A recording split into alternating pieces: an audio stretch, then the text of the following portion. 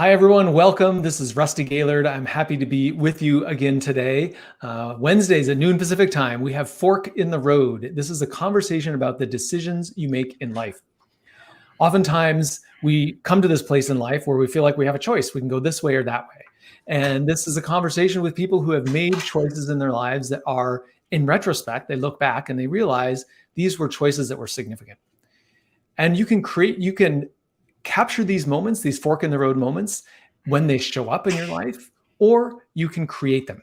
You can create them by choosing to make a decision that moves you forward in your life.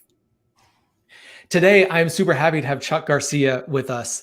Chuck is just a great, amazing man. He spent 25 years on Wall Street and left after 25 years to create a leadership coaching business and to be a leader in the world. He is not only does he have a coaching business, but he's also an adjunct professor at Columbia University, and he's teaching things like communication effectiveness and skills, emotional intelligence, how to make better decisions, all of these leadership topics that he's teaching to the next generation of leaders that are up and coming.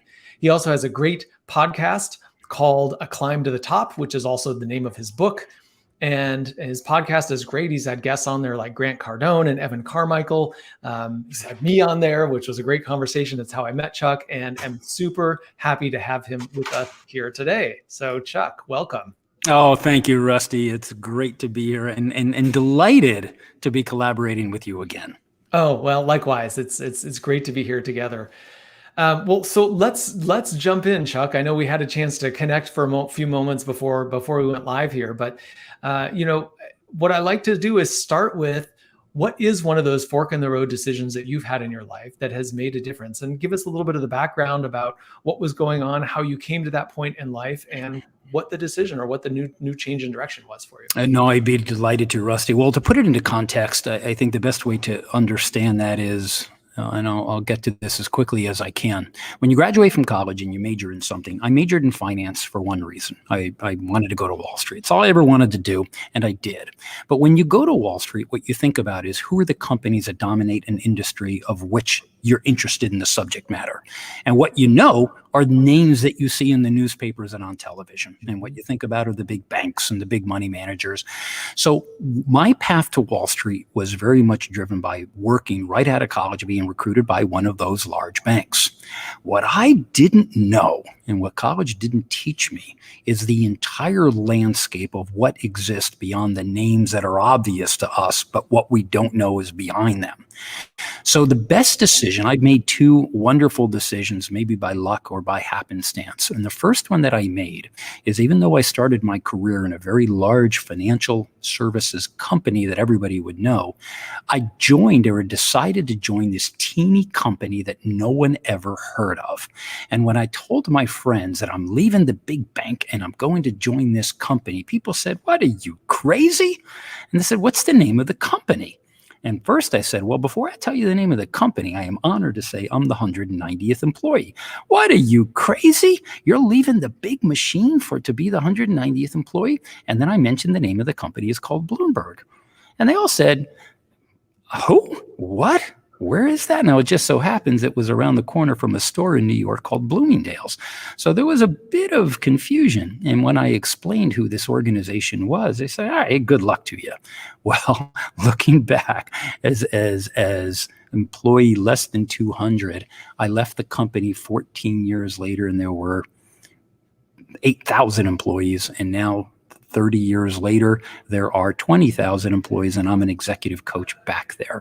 But I say that, Rusty, because the turning point was, I did not like working for these big machines. I thought that's what you do. And when I got there, this is not what I expected. Everybody was so robotic and so impersonal. Nobody was having fun. Everybody looked miserable. And I said, "Is this what we're supposed to do when we go to the office?"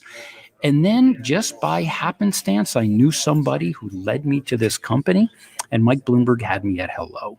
So I immediately joined a company where I was given a great deal of autonomy. And for the next 7 years, I'm fluent in Spanish. I'm bilingual. So I was head of Latin American sales for 7 years. And for the next 7 years, I was the company's public spokesman. So I had the good fortune of traveling around the world, building my brand. What I didn't know was all of those years standing on stage. Well, in retrospect, what I was doing was laying the foundation for what I ultimately came to do now. Well, I mentioned in the introduction that some of these fork in the road kind of decisions come to us, but then there's other ones that we create.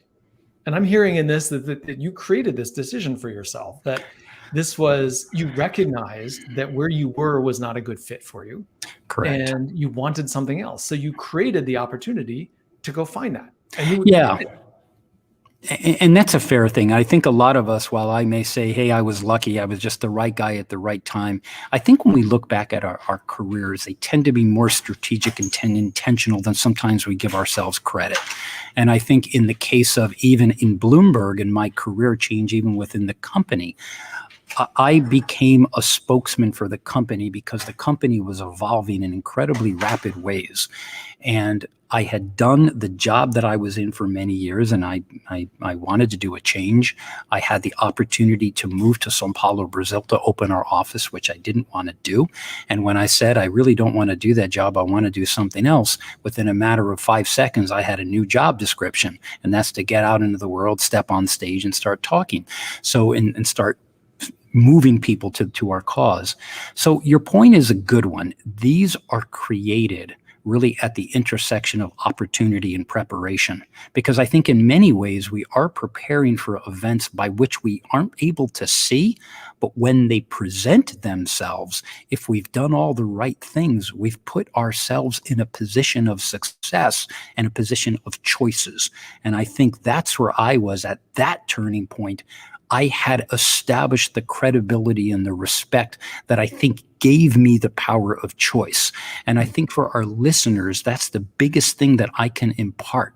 You don't always know what you're preparing for, but the one thing in your career which is not negotiable is credibility, respect, and trust. So it doesn't matter in many cases, whatever the job you're going to do, if you've established those pillars, then whether it's strategic or just dumb luck, which I don't believe it ever is, that is when these turning points occur, because you've done something that was a catalyst that enabled the trust. I think that is so important, Chuck, just to emphasize. I don't believe in luck. I believe there are random things that happen in life, of course. Right. But it's not luck. It's not a question of luck. And what you just described is the system by which you create your own luck. Correct. And that is so important, because people say, well, I can't make this change because I don't know what to do, or I don't have the right resources, or I don't know the right people, or they have all these reasons, these conditions that say, well, if those things were in place, then I could do this. But when you assume that, you're stripping away the opportunity for luck, as opposed to being clear about where you want to go, doing the preparation, getting yourself ready, making the strategic steps. And then when that opportunity arrives, it's natural that you step into it. And everybody else says, wow, you're so lucky, but you've done all the work in the background. Yeah, and I think part of it, that's a good point. But I think also, Rusty, when you're growing in particular, you've been in the Silicon Valley and you've been in a company that was just in this immense growth. Many people try to predict, and they ask, "Oh, where do you see yourself in 5 years?" Yeah. That's a ridiculous question. I'm not. That's not fair. It's not it's a good question. It's not meant to be answered when you are in a career growth mode. But I think the point I'm making here is, many people say, well, I'm going to prepare for the next step and the next step. I had no idea in that organization what the next step was. It was growing too fast. We couldn't have predicted. Here was the best part. What if you could just write your own job description? It's like, this is what I'm going to do. Because you can't possibly, nobody can, when you're in a growth mode, I think in a year from now, I'm going to do that. Well, all kinds of factors happen that gave me the opportunity to really write that job description when when I said I don't want to do job A, job B was almost, it had written itself. I had put myself in a position to be in that job. We just didn't formalize it. But I think that's another important point. We can't predict in this environment what the job market's going to look like even a year from now. When we have machines driving cars, Right. who's to say what we're going to do? So I think for me, Rusty, and I think for many people in my world, that the strategic, intentional moves are often an embracing of the ambiguity and the risk that comes with the unknown. And I think the people who find those intersections, like me, I think you and many people in my lives, it's because we don't say no to what we don't know. We are willing to embrace that unknown factor and welcome it when it appears and not push it back. Yeah. And I talk about one of the things I think is very challenging for the smart, successful people in the world is we don't like ambiguity. Right. One of the ways we achieve success is by managing and mitigating and controlling uncertainty. No we get question. very good at building structure around it and controlling it so that we get a definitive outcome, which is to reach our goals, right? To accomplish what it is that we set out to.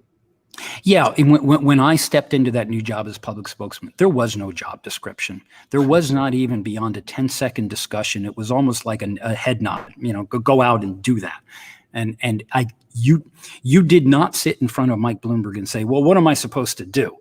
When you got the wink and the nod, your only move is to get out and go do this thing that he just winked and nodded at you. What a luxury that is, because that enables you the opportunity to do whatever it is your instincts and your experience tell you until somebody says stop. Nobody ever said stop. So I just kept inventing it. And many people don't have the view of that. Like, right?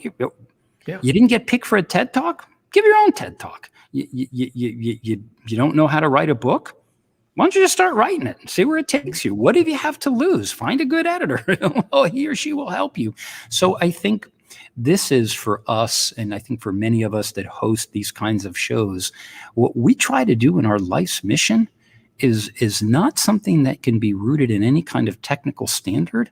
It's helping people develop the mindset. And I think Stanford probably does this best in Carol Dweck's course, where she wrote this book called Mindset and the power of the open mindset versus the fixed mindset. And I think so much of career choices come with the development, which can be developed, of the mindset that is willing to make mistakes, but not tolerant of when we don't learn from them. And if you have that, and you're stepping into ambiguity and making mistakes, you're willing to brush it off and just continually adjust, like climbing a mountain, a series of continual adjustments. And you may never get it right, but that's part of the fun, the challenge of always the continual adjustments until it feels right, and then you just build on it.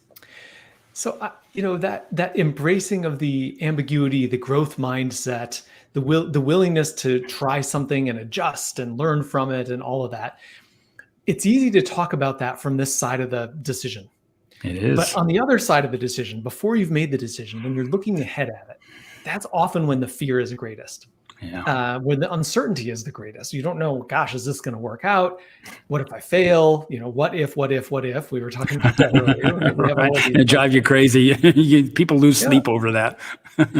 So I'm curious, how did you, if this was a number of years ago, obviously, but if you rewind back to that point, how did you manage all of those thoughts? How did you work through, well, what if this, what if that, what if it doesn't work out? How did you work through that enough to give yourself the ability to make that decision and move forward? I don't know, maybe I'm just one of those fortunate enough. I every moment that I was spending, and maybe this is also the Bloomberg culture, every moment where you're not doing something productive, and you're filling your head or your mind is cluttered with all of those the negative self-talk, every single second you bring a negative thought into your head, that means another second of not being productive. And what I learned in that organization was everything you do is to advance the mission. And every time if you spend 10 seconds worrying about your job, and 10 seconds doing your job, you're only doing half your job. So what I learned in an organization is if you're going to take the time to stop worrying or to worry about things, you're diminishing your capacity and you're not advancing the mission. So I never, in fact, I think it just became my own mindset because I followed the leader who taught us this. It's all about productive thoughts. Productive thoughts lead to productive action. What I loved about that organization, and I remember Mike once said to me, I screwed something up. And I remember, and I apologized. He said, I'd apologize. He said, Garcia, if you're not making mistakes, you're not working hard enough. So when you have a climate that it doesn't encourage go out and make mistakes. But when you create, and I think this is a great leadership lesson, when you create a climate of psychological safety, it doesn't mean you can do unethical things, that you cannot lie. There are certain things that are not negotiable. Mm-hmm. But I lived in a climate that rewarded risk-taking, not recklessness, but bold moves that were done with thoughtfully and not reflexively, just thoughtfully, and move on it and then adjust. That was my entire career, where I was always encouraged, give it a try. Doesn't work? Try this. How's that? And if that doesn't work, come back to us. We're here to help you. So there was always the support net that if you had a good idea, and if you have a bad idea with great people, it's going to be a good idea. And I learned that from him, and that's what I teach now. I feel terrible for people that don't have that, because they're the ones that feel stuck. The fear of judgment, the fear of making mistakes. And I think that's the leadership lesson here. Create the climate that allows someone not to have to spend their time worrying, but to spend their time productively. Yeah. Well, so what would you say to the person? Because, I'm a believer, if you're in a climate that does not support risk-taking, if you're in a climate where there's some uncertainty, mm-hmm. I'm a believer that it really comes down to the person. It comes down to the individual. What are you going to do about that? Yeah. How can you find or muster up some strength or some courage to start to shift even the dynamic in the whole environment, right? It only takes one person to be taking the lead and moving out in front. It does. In fact, when I consider, Rusty, what I teach in college, and I'm so proud to teach the subject matter of which I have learned over time. There is a course that every college should teach and nobody does, and it should be titled "What It Takes to Get Buyin." And when I think about that, when I thought about when I was early in my career and I looked up to the people who were the big shots in these companies, what did they do? There was something about them that they made the big, bold moves, but they didn't just make them. They sold them internally. They got buy-in. And so to answer your question, if someone is caught in a climate that doesn't allow them to make mistakes, this is not a burden. This is an opportunity to figure out very slowly and quietly, I have an idea. It might seem stupid and completely radical and completely unattainable, but I'm going to try to work on getting buy-in for it. Mm-hmm. Because if they're going to slap me down on the big move, I'm going to make some suggestions for small moves. Now, they may not give me permission, but I think we all know successful people don't worry about that. You ask for forgiveness later. And many people are afraid to do that. Well, if they don't do that, think about the consequence of what would happen if you just don't do anything. Nothing changes. Right. And people choke on regrets. My recommendation to anyone listening here, if you were in that climate and you got a good idea, find a coalition of people that you're friendly with. Begin to test your idea in small ways. Don't make it big. Don't make it public. Find out and get validation within your circle. Is this a good idea? Yes. Great. What do I do? Start to expand the circle. This is all about the notion of buy-in. This is taking a small circle and making it bigger. Great. Not everybody's going to buy in, and some people are going to feel threatened. You got to know your friends from your enemies, and this is an important lesson. But if you have that, and then you begin to get people to move them to your cause, you're now building a coalition. This is, I don't know about your organizations, Rusty, but the ones that I've worked for, this is where the magic happened. This is where a small group of people could do a lot of big things and amplify it because all of us, or whatever group, was better than any one of us. And when you find the people who are culturally compatible and unify around a mission, this is where companies achieve greatness. And I don't know, nobody told me that in college. They just told me to memorize the formula and get an A, and it's your path to success. My teaching in college is forget the formulas, forget all that. I'm not even going to teach you anything you can Google. Yeah. But I am going to teach you how it is you create the magic, because magic is not something that is created by itself. People do it. And this is one way to do it in building your coalitions. Yeah. Oh, man, that is so powerful. Chuck, tell us a little bit about what you're working on now, just as we're kind of moving towards the end. We're going to keep this short and sweet. So tell us what you're working on and how people can contact you and get in touch with you and work with you and engage with you. I appreciate that. Yeah, where I spend the majority of my time, I'm an executive coach to many, many companies, mostly financial institutions and financial technology companies, because I'm a New Yorker and that's my pedigree. However, what I coach cuts across all industries. I coach public speaking, mostly any kinds of communication skills, and emotional intelligence and the intersection thereof. I'm also on faculty, as you mentioned, at Columbia. Very proud. I have wonderful engineering students where I teach them the hard truth about soft skills. So I can be reached on my website. It's chuckgarcia.com. People, you can also follow me on Instagram or on my radio show called The Climb to the Top, which is available on YouTube and Spotify and Apple and all the other places. Or you can email me at Chuck@Climb Leadership. That's climb, as in climb a mountain, Chuck@climbleadership.com. But also for those, I want to give everyone the heads up. My producing partners and I have a foray into television, and we would like to we filmed a TV pilot called A Climb to the Top, part of the brand, where we had 4 wonderful people as part of the cast. And we did an unscripted TV pilot episode where I coached people in career transitions and also guided them up a very big mountain. And so we had a film crew who came with us, and there were 11 on the crew, and camera operators and sound engineers. And we had a wonderful time inspiring others who are in their career transitions to develop the open mindset, to face their fears and to recognize they are not alone. So Rusty, I feel like my life has been about bringing the metaphor of mountaineering, of which I became one 20 years ago, and the metaphor that climbing a career, you've got a backpack with a bunch of tools and you take a step at a time and you can't do it alone. So my teaching narrative will always reflect the challenges and the joy that comes with the struggles, and helping us to tap into the best part of ourselves in spite of how difficult it may be. That's public speaking, that's mountaineering, and I am blessed to be able to do both. Yes. Oh, man. Well, Chuck Garcia, thank you so much for being with us here today.